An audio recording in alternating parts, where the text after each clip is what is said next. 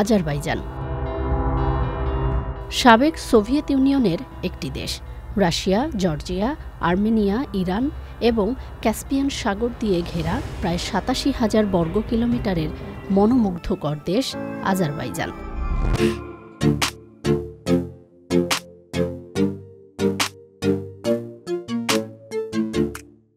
এছাড়াও নাকশিভান ছিটমহলের মাধ্যমে তুরস্কের সাথে এক চিলতে সীমান্তও রয়েছে আজারবাইজানের।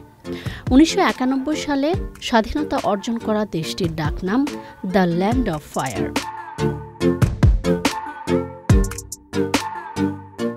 ৯৮ লাখেরও বেশি মানুষের বসবাস দেশটিতে। এর ৯৭% মুসলিম। বৈচিত্র্যময় জাতিগোষ্ঠীর মধ্যে অন্য ধর্মের মানুষও রয়েছে এখানে। অসাম্প্রদায়িক দেশ হিসেবে পরিচিত আজারবাইজানের রাষ্ট্রীয় মুদ্রা মানাত। এই রাষ্ট্রে মৃত্যুদণ্ড নিষিদ্ধ। বাকু আজারবাইজানের রাজধানী। শহরের পুরনো অংশ ইউনেস্কো ঘোষিত ঐতিহ্যস্থান, আর তার পাশেই রয়েছে অত্যাধুনিক স্থাপত্যশৈলী। ফ্লেম টাওয়ার ও হায়দার আলিয়েভ ভবন বাকু শহরের অন্যতম পর্যটন আকর্ষণ।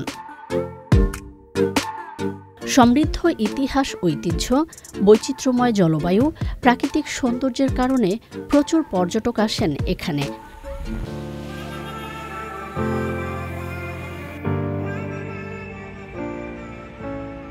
ঊনবিংশ শতকের আরব শহরের আবেশ রয়েছে বাকুর প্রাচীন শহরে।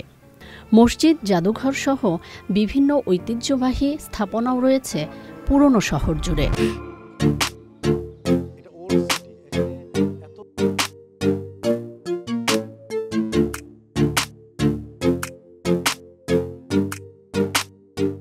অতিথিপরায়ণতা ও সাশ্রয়ী দেশ হিসেবেও দেশটির খ্যাতি রয়েছে বিশ্বজুড়ে।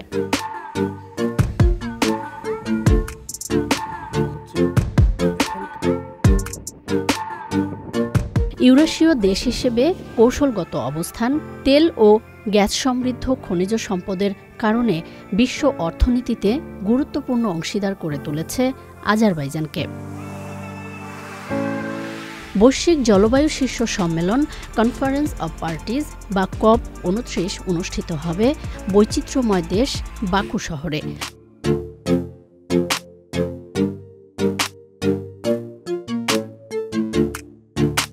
আয়োজকের তালিকা থেকে আর্মেনিয়া ও বুলগেরিয়ার নাম প্রত্যাহারের পর অবশিষ্ট একমাত্র দেশ হিসেবে পরবর্তী শীর্ষ সম্মেলন আয়োজন করবে বাকু।